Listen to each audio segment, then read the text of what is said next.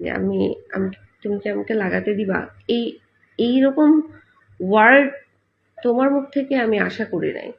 I am just surprise. আচ্ছা ওকে, এখন কি তুমি এটা দিয়ে তোমার আগে আমার সম্পর্কে যা যা ইমপ্রেশন ছিল সব কিছু কি মুছে ফেললা?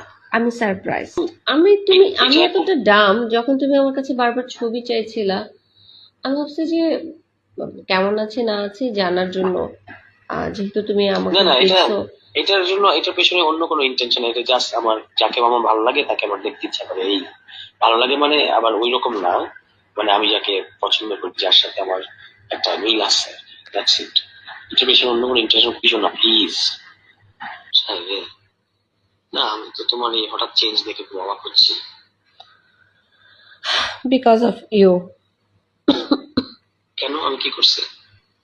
You know very well.